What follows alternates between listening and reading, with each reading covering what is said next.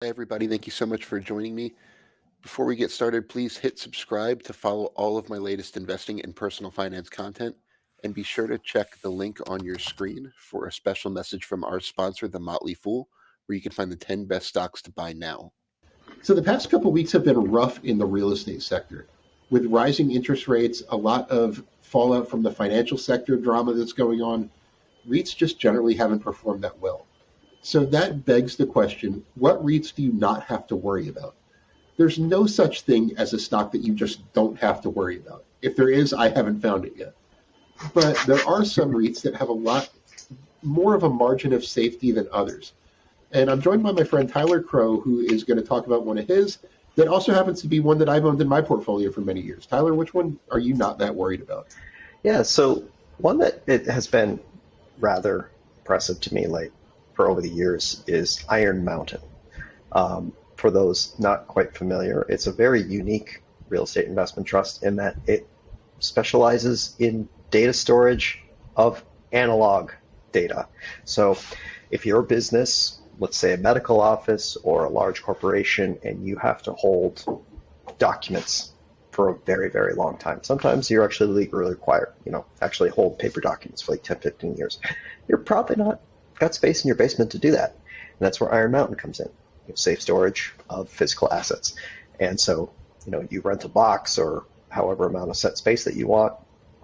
And in a sense, kind of like, self-storage REITs, it's a little bit in that sense, except instead of tailoring to you and me who need to clean out the garage, it's Fortune 500 companies that need to clean out their accounting rooms, or a hospital that needs to clean out some of their medical records, that sort of thing. And now I think there's been a lot of talk of like, oh, it's medical records, it's paper.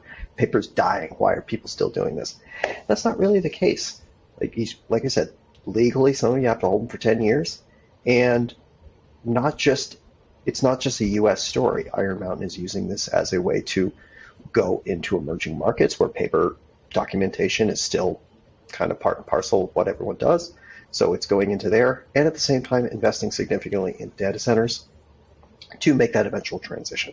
And one of the companies that's kind of organically developing their data centers rather than going on that binge spree that we saw with data centers as of late that have kind of gotten some in trouble in terms of debt and valuations. So I think that combination of that cash cow paper business that is, I think a lot of people are undervaluing, combined with the lifeboat of data centers in the future, it makes it one that I'm going to sleep better than a lot of my other investments in the REIT space. But Iron Mountain also has their services business, which is a pretty evergreen part of the operation too. I'm not sure if it actually happens where you are right now, but in most cities in the USA, there's those big Iron Mountain paper shredding trucks. That's actually the most public-facing part of the company. The service business, don't sleep on that. It's a pretty high margin and evergreen and very needed business.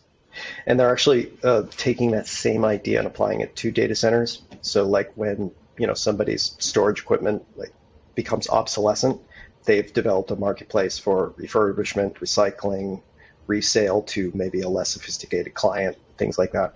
So kind of taking that idea of, hey, do you need to get rid of your stuff when you're done? We'll take care of it. It's the same idea. Yeah, it's an interesting valuation dynamic because, like you said, their core business is gradually declining over time and will continue to do so. So it's really tough for the market to value it. I think, like you say, a lot of people are overlooking how long-tailed that is in the meantime. Once again, thank you so much for joining me. Be sure to click subscribe if you don't subscribe to my channel already. And as always, this video is sponsored by The Motley Fool. Be sure to visit www.fool.com/Frankel to receive the top 10 best stocks to buy now.